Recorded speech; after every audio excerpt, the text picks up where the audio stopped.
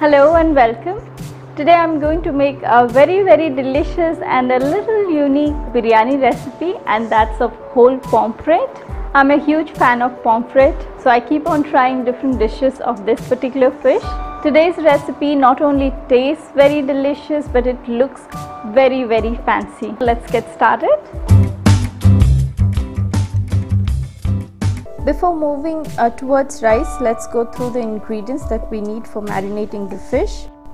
So I have here, this is half cup of yogurt, 1 tablespoon of coriander seed powder, 1 teaspoon of garam masala powder, 2 tablespoons of red chilli powder, half teaspoon of turmeric powder, 2 teaspoons of lemon juice, fresh lemon juice, and finally 1 teaspoon of salt. I'm going to add all these ingredients to the yogurt and mix everything really well, and then the next step would be to marinate the fish. So add all the ingredients to the yogurt, and you can adjust the heat according to your choice. You can add more or less accordingly the red chilli powder, and I have added here Kashmiri red chilli that will give a nice bright red color to this recipe without giving any extra heat.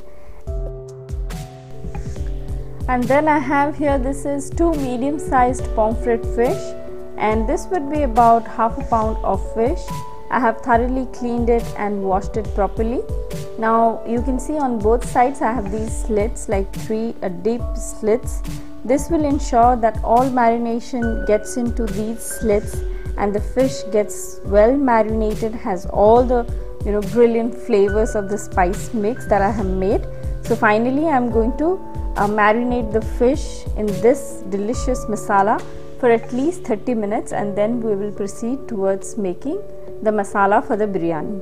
So you need to have a messy hand and mix and marinate the fish really well, and do ensure you are putting some spice mix into the slits that we have made so that it gets deep inside the fish. While the fish is getting marinated, let's go through the ingredients for biryani. I have here 1 teaspoon of red chilli powder. I have 4 fresh green chilies, 1 teaspoon of cumin seeds, handful of chopped up mint leaves, 1 teaspoon of garam masala powder, and half a teaspoon of turmeric powder. And then I have 1 medium-sized onion which I have finely chopped, handful of chopped up cilantro or coriander, half a teaspoon each of grated ginger and grated garlic. And then in whole garam masalas I have 1 star anise, half a teaspoon of black peppercorns whole, 4 cloves, and about 4 green cardamoms and 2 small sticks of cinnamon. And now coming to rice, I have taken here 1 cup of raw kolam rice, and then I cooked it in some salted water till it was 70% done. I didn't add any whole garam masalas, nothing. Just cook the rice in salted water till it's 70% done. And as I said, if you're making it for your guests, then rather use some biryani rice or some basmati rice, because that looks much better. But personally I love kolam since it's a very fluffy and easy to digest rice. Now finally, to cook the biryani, I have heated here about 4 tablespoons of ghee and 4 tablespoons of vegetable oil. It's all heated up. Now goes the whole garam masalas, and along with this I am adding 1 bay leaf and the cumin seeds. I'm sorry for forgetting to add bay leaves to the ingredients list, so I added just now. And let the seeds splutter, or let the cumin seeds splutter. Cumin seeds are done. Now goes ginger and garlic grated, and just fry it for a few seconds. You don't have to fry the ginger and garlic for a very long time. Just mix it well, and that's it. Now to this I'll be adding chopped up onion, finely chopped up onion, and then I'm going to fry it further. So give it a stir. Now goes chopped up onion, and along with this onion I'll be adding the dry spices and the green chilies. So give it a good stir, and now to this I'm adding the green chilies, the 4 green chilies. Give it a stir again. Now goes 2 powdered spices, turmeric powder and red chili powder.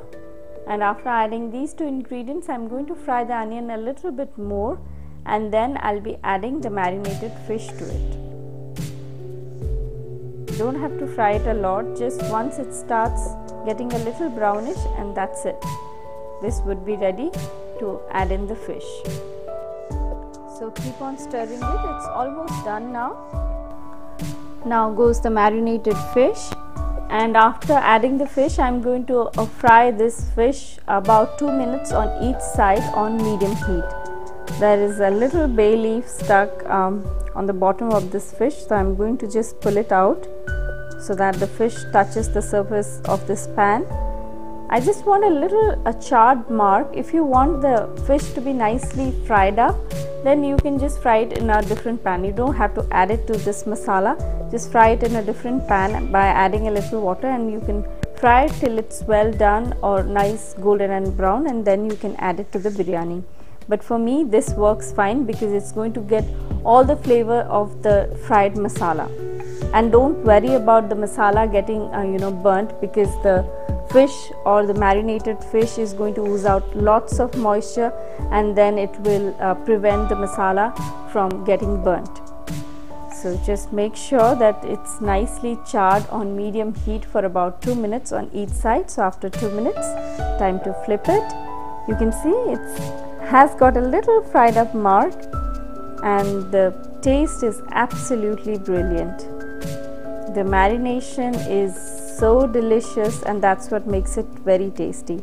So after 2 minutes on each side, so finally I'm taking the fish out, and now to this I'll be adding a little water. I just added a little water to the remaining marination, and then I added to the masala. Now after adding this, I'm going to reduce it till oil starts to ooze out and this masala dries out completely. So give it a stir and cook it till oil starts to ooze out. And to this I'm going to add just 1 teaspoon of salt. Goes 1 teaspoon of salt. So finally you can see this masala is completely dry, oil is oozing out. Now to this I'm adding half a cup of water. This would take care of the remaining cooking of the rice. It's very important to measure the the liquid that you need to add to this biryani, because you do not want your rice to be underdone or be overdone and be soggy and very soft. So after adding water, bring it to a boil. You can see immediately it has started boiling. Now I'm going to reduce the heat to low, add in the rice and rest of the ingredients, then cover it with the aluminium foil, and then I'm going to let it cook for about 10 minutes on low heat covered. And then I'm going to switch off the heat and let it sit for another 10 minutes. So after 20 minutes in total, I'm going to open the lid. So after adding the rice, spread it really well. Now to this I'm adding garam masala powder, the half a teaspoon of garam masala powder,